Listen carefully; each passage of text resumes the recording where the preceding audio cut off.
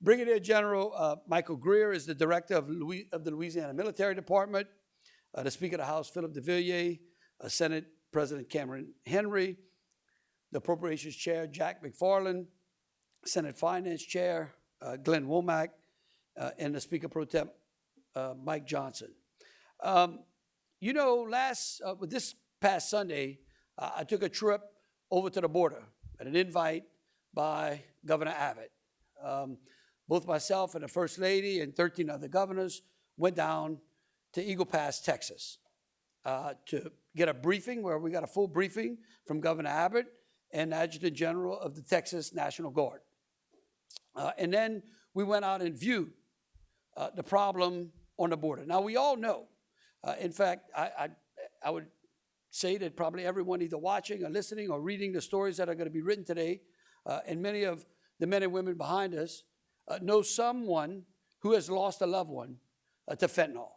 I mean, there are 125,000 Americans that we are losing on an annual basis due to this crisis. And we know, as Governor Abbott explained to us, that 30,000 pounds of fentanyl was seized at the border in Texas. That's enough to kill almost everyone in the country. And so this is an absolute emergency. What's interesting is when we went down there, okay, there are two ports of entry. There are two bridges that cross the Rio Grande and Eagle Pass. Both of those bridges hold ports of entry for this country.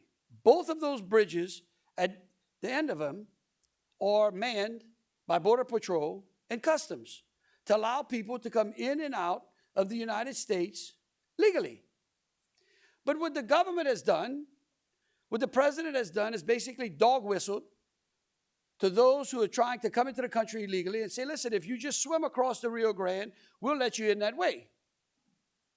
And so then all of a sudden, you start to see 5,000 and 6,000 people having to swim across the Rio Grande to get into the country, illegally, by the way, so that then our Customs and Border Patrol have to then process them. And in Texas, and then it puts pressure on Texas, which eventually puts pressure on Louisiana and other states around the country.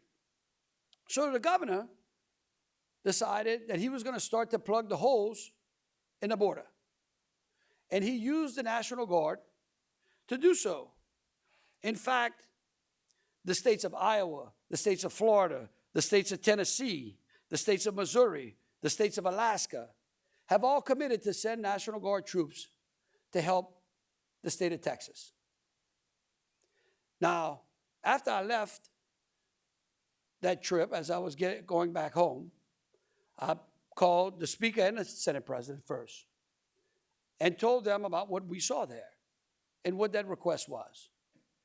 And both of them recognized that Texas, while they seem to have taken the brunt of the people that are outward migrating from our state into their state, they like those people. We'd like them to stay. They recognize that Texas has always been a great neighbor to us. And that if they're calling, that we should heed that particular call. And so we put through talking to the legislative leadership and to the legislators, and we called and talked to Jack and to Glenn about what we needed to support our troops in sending them down to the border. They all agreed that we should do that. And so what we're doing here today is exactly that. Because the federal government will not act, because the president will not do his job, because Congress refuses to put in place a solid immigration plan that protects this country and allows people to come in and out of this country the way it has been done since the beginning, then the states are going to act. And so today we stand in uniform agreement in heeding Texas's call and Governor Abbott's call to send National Guardsmen down to the border. And I want to say something about that as well, and the general's going to repeat this if you have any questions for him. This actually serves a purpose in helping Louisiana too, because it shows and trains our National Guardsmen, of which I was one, for readiness and active duty and service, the things that they all sign up for. So this money that some people are claiming is wasted is not wasted. It helps to prepare our troops. It helps to train our troops. And it also helps our neighbors in Texas. And then there are some out there that are going to complain about a $3 million cost. Well, I would like them to look in the eye of the Kenner chief of police, Chief Conley, and ask him what the cost to that city is on a crime that's affecting his city, and a big chunk of it is by gangs of undocumented people. Or why don't you look into the eyes of the mother or the father or the uncle or the grandfather who has lost someone to fentanyl that we can directly trace to a border that is wide open, that is letting the cartel do as they please into this country. And so really, I tell you, this is one of the most proudest days I can even ever have imagined, to see all these great men and women here who are dedicated to public safety and to the security not only of the state of Louisiana, but of the nation as well. And so with that, I want to thank them personally, and I hope the citizens of the state thank them as well. And then I'd like to open this up to any questions that y'all may have. The duties that we'll be expected to handle are those that we've been trained for and that the soldiers have participated in different exercises, as well as when they deploy for state emergencies here or elsewhere. So we'll be in support of the Texas National Guard in what they're doing at the border. So our troops will not be doing any detention. If they encounter illegal border crossers, they will refer those to local law enforcement who have the responsibility to make those arrests or do whatever it is under Texas law. Ask for any specific type of personnel, such as communications specialists or engineering specialists? No, he didn't ask me for anything specific. We left it up. Look, one of those, General Freeloop, our new adjutant general, actually traveled to the border with me. I think y'all saw him in some of those pictures. And so I just put him in touch, and because his counterpart in Texas was there as well, and we just left that up to the generals. Yes, ma'am. Good morning. So you mentioned that this will help to train the troops. Will be operating under the authority of the Texas National Guard, and then if there are any issues, who assumes liability? So for the first part, anytime that we plan this type of operation, that we mobilize soldiers, that they conduct training in order to make movement to Texas, those types of training events build readiness and capability in our National Guard in order to respond to state emergencies like they always have been. So it's a very good training event for us that we benefit greatly from.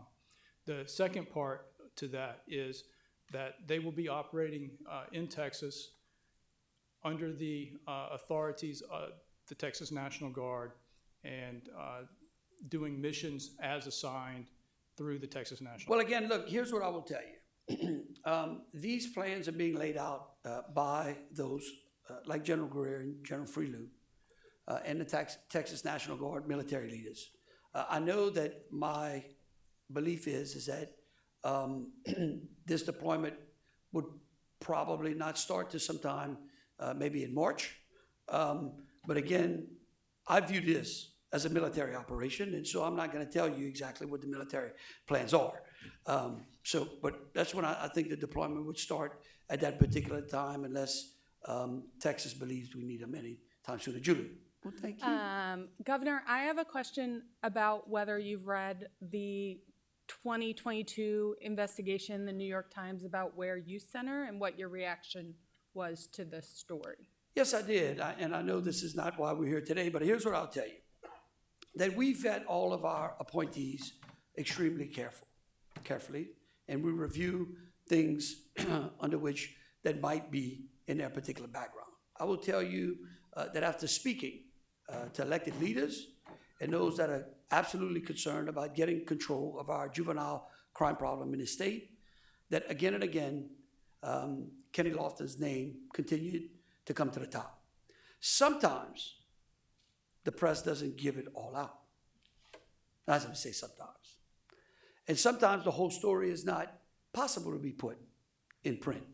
But I will tell you that again, that if y'all give this gentleman an opportunity I think that, again, after talking to the legislative leadership, not the legislative leadership, to the elected officials in that area, the senators and representatives, he came highly recommended by many senators. Again, his name continued to go to the top, and I have complete confidence that he is going to help us in that. Or legislative steps would this plan need to get through to become reality? We are looking at all of our options to make sure that this mission is able to begin smoothly and end smoothly. Whether or not that includes any executive orders or not, we will be addressing those and writing those up as possible. Whatever the general needs. Let me make sure.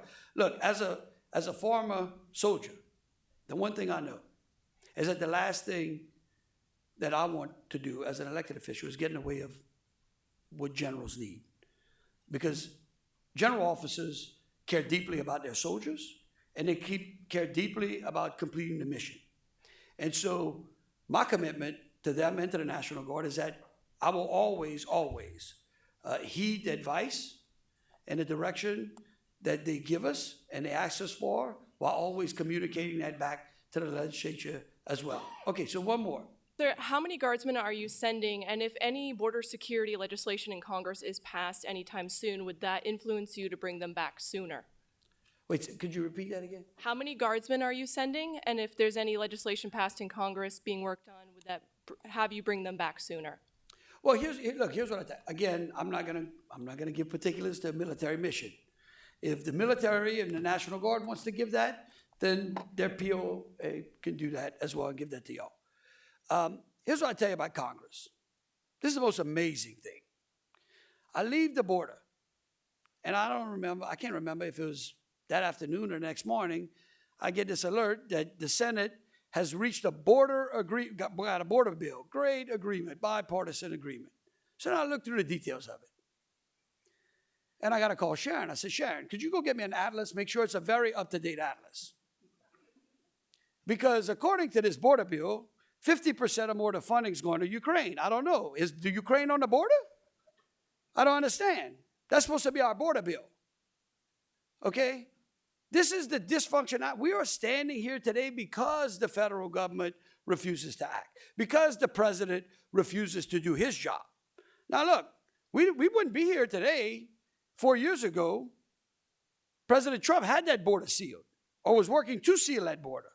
I can promise you, if he was the president and Governor Abbott would have called him, he'd have made necessary the funds to go out there and seal the holes in that border. But what you hear is that, oh, there's a humanitarian crisis going on in all other places around the globe. But yet no one wants to talk about the humanitarian crisis in this country. No one wants to talk about the amount of deadly drugs, human trafficking, the women and children that they are trafficking through an open border. Like, that seems to miss the media here, in the national media. We want to go out and talk about all of the other problems in everybody else's country, and then we want to spend billions of dollars everywhere else when we can spend just half a fraction of that to seal our border and to get some order into our immigration process into this country. And so that's what I would say. But look, again, I really thank you. And again, I want to thank the legislators that are here today. I want to thank the legislative leadership. I think that this shows that we can absolutely govern and protect our citizens and our state and our country. And so again, I thank you for your time.